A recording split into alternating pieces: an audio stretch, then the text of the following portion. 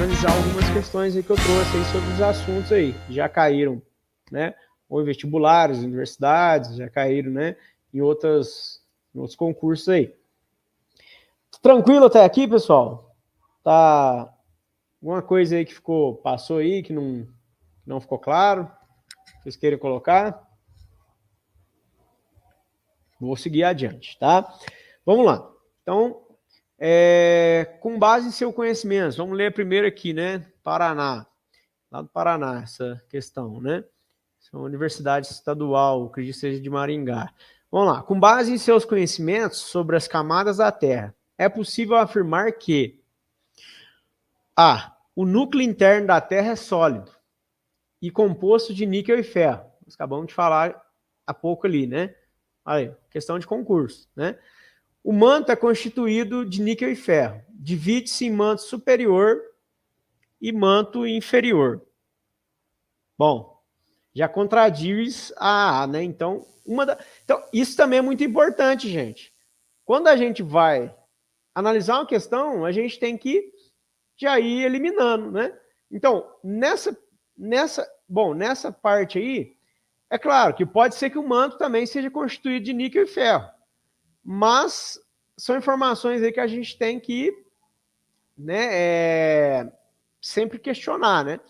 Tudo bem, que é dividido em manto superior e inferior, beleza.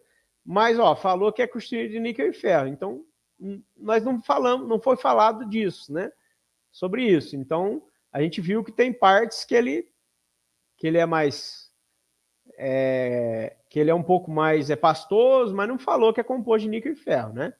Então, já fica em dúvida nessa. C. O núcleo externo da Terra é líquido, constituído de material bastante denso, composto de silicatos ricos em ferro e magnésio. Núcleo externo. Bem, nós também não falamos de núcleo externo, não. Mas assim, tá? Mas é uma coisa que, sim, a gente tem que sempre aprofundar, né? Mas não foi falado disso. Também não foi falado desse composto, né? De silicatos ricos em ferro e magnésio. Então, a gente deixa essa aí na dúvida. E D, foram reconhecidas 3 camadas principais com densidade, estado físico, temperatura, pressão e espessuras iguais. Foram reconhecidas 3 camadas principais, com densidade, estado físico, temperatura, pressão. É muito difícil isso, né, gente? Todas as camadas ter a mesma densidade, estado físico, temperatura, pressão e espessura. Senão, não teria que ter uma subdivisão, né? Então, e principalmente porque a litosfera, que é a crosta, ela é sólida, né? E as placas tectônicas se assentam sobre o magma, o manto, né? Então, quer dizer, e essas placas tectônicas, elas movimentam, né? Causando tectonismo, né? Que causa terremotos. Então, quer dizer, né? O vulcanismo. Então, essa D era bem fácil, né? De detectar que a D já não era certa. Então, a gente fica, então, com a A, né, gente? Que é a que está mais clara. O núcleo interno é sólido, composto por níquel e ferro, né? Então, essa é a letra A. O núcleo interno da Terra é sólido, composto de níquel e ferro, certo? Essa questão aí sobre a estrutura interna da Terra, que a gente acabou de falar. Bom, aí agora a gente tem aí a outra aqui, 2018, né? A segunda questão aí. A Terra realiza movimentos de translação e rotação. A gente viu lá, né? No comecinho lá. Numere a coluna 2 de acordo com a coluna 1, fazendo a relação entre o tipo de movimento do planeta e sua característica. Então, essa já era um nívelzinho que você vai ter que ali numerar e tal, né? Um nível um pouquinho diferente. Então, olha lá, 1, translação, coluna 2, rotação. Bom, eu imagino aí que todos aí, né, tenham uma boa interpretação de texto, né? Essa aí tem que interpretar o que está pedindo aí através dessa 1 e 2, né? Imagina aí que todos estão assistindo aí, seja tranquilo nisso aí. Então, você vai relacionar a coluna 1 com a 2 ali. Então, vamos lá, coluna 2. Movimento que a Terra realiza em torno do Sol. Translação ou rotação? Como nós falamos aí, né? 1, translação. Fator envolvido na existência das estações do ano. Ah lá, então se eu falei que é 1, translação, você já vai eliminar a A e a C. Então só pode ser a B ou a D. Então, vamos lá. Segundo aí, fator envolvido na existência das estações do ano. Fator envolvido na existência das estações do ano. É a translação, né? Como a gente falou lá, que vai ser os 365 dias e tal, né? Do calendário civil. Então, você já viu que é a D.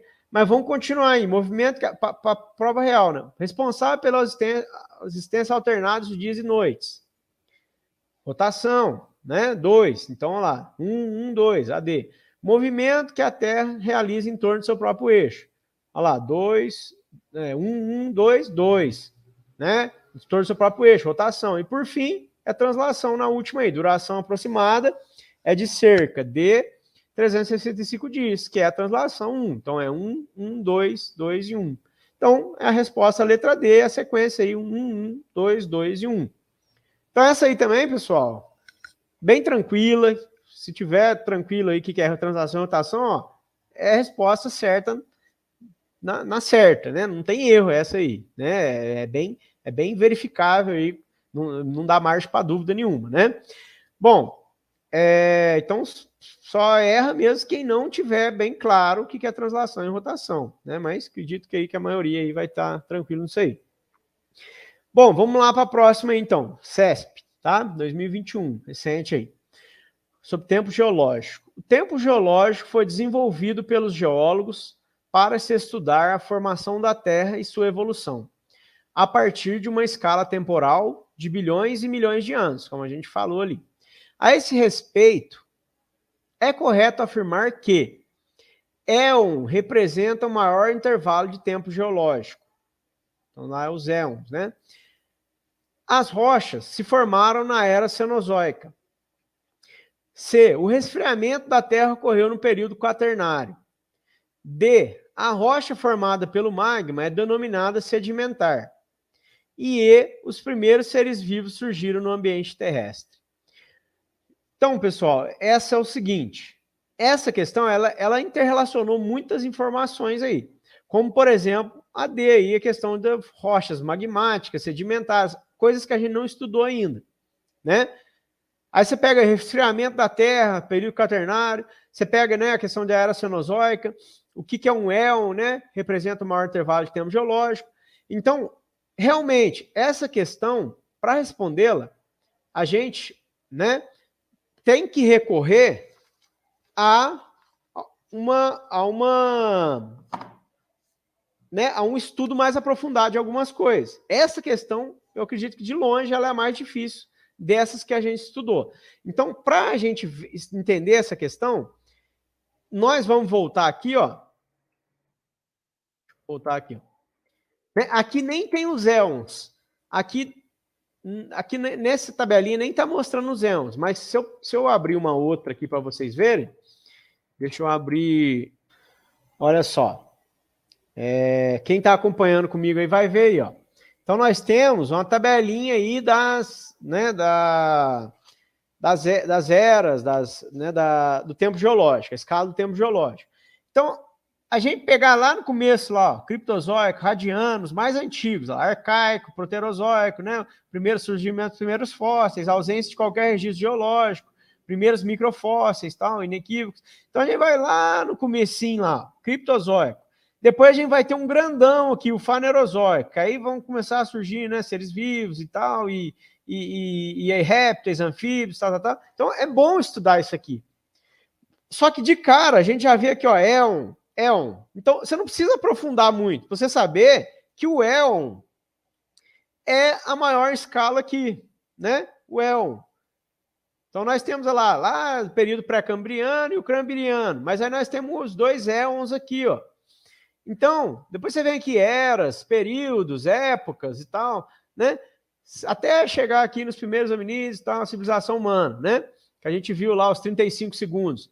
Mas só de ver aqui, ó, o éon, se você estudou isso aqui, bateu o olho e assimilou isso aqui, você já consegue chegar aqui e responder isso pra gente aqui, ó. Letra A. Opa, não, falei errado. Letra A. Éon representa o maior intervalo de tempo geológico. Letra A. Então, pessoal, você pode não saber tudo que está aqui de B até E. Talvez algumas coisas te gerem dúvidas. Talvez sobre o resfriamento da Terra, talvez na hora ali você ficou em dúvida sobre a formação das rochas na era cenozoica, né? O surgimento dos primeiros seres vivos, ou se a questão da rocha magmática é formada pelo denominado sedimento. Você ficou em dúvida, tá? Mas a rocha formada pelo magma, ela é magmática, ela não é sedimentar. A sedimentar ela é compactada. Só que isso é assunto de outra matéria, de outro tópico. Mas você consegue responder, tendo pelo menos sabendo que o éon é o maior intervalo de tempo geológico. Se você assimilou, aprendeu aquela tabela. Você não precisa nem muito aprofundar, você vê pelo título da tabelinha lá, né? Pelo primeiro lá. Então, pessoal, essas 3 perguntinhas aqui, vocês viram que elas, né, tem umas que uma mais fácil, um pouquinho, outra mais difícil. Mas as 3, praticamente a gente consegue responder com esse slide que eu passei aqui, com 12 lâminas de slide, que é uma explicação bem, assim, a gente não aprofundou tanto nos assuntos, que a gente não teria tempo para isso, mas a gente consegue responder a maioria das perguntas, interpretando bem e tendo bons conhecimentos gerais de geografia, né? Que eu imagino que professores aí com 5 a 10 anos de profissão já tem, ou quem está estudando também agora, está começando a estudar, já deve estar com fresquinho na cabeça aí. Mas vou deixar depois algumas sugestões do livro Projeto Araribá, que inclusive depois quem quiser no site tem ali, do 6º ao 9º ali, quem quiser. Eu vou deixar as páginas que vocês podem depois dar uma leitura mais aprofundada. Geralmente aqui é do capítulo 4 aqui dos livros do 6º ano, eu vou deixar lá para vocês.